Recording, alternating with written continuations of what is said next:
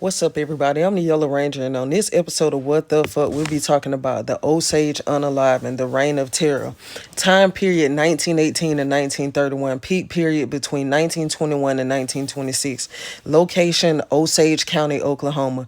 Members of the Osage Nation, a Native American tribe, estimated over 24 confirmed unalivings, possibly many more. The motive was greed for control of Osage oil wealth.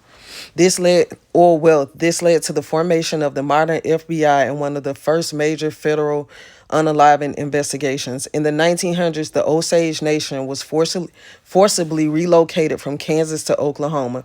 They discovered oil on their reservation lands, and under the U.S. law, the Osage retained mineral rights, meaning that profits from oil drilling went directly to them. By the 1920s, the Osage became among the wealthiest people per capita in the world, earning royalties called head rights from oil leases. Each Osage citizen received quarterly payments worth tens of thousands of dollars, enormous wealth at the time. However, this prosperity made them targets of exploitation, manipulation, and violence. Between 1921 and 1926, a series of suspicious unalivings and outright unalivings plagued the Osage community. Osage men and women were shot, poisoned, or blown up. Many victims were found unalived under mysterious circumstances that were ignored or poorly investigated by local authorities. White guardian spouses and business partners of Osage citizens often benefited financially after each unaliving, inheriting the victim's oil head rights or estates. The situation became locally known as the Reign of Terror.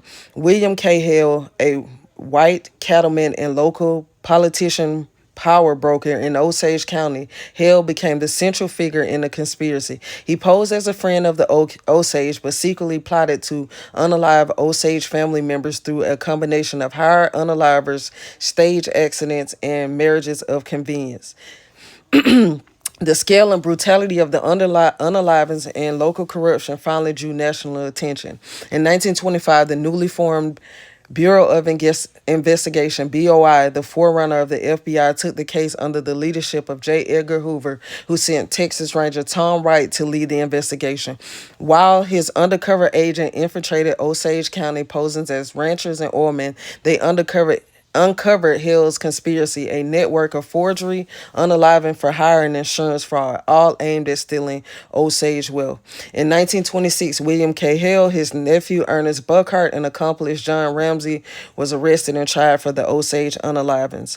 The Osage unaliving exposed deep racism and corruption in the guardianship system that allowed white men to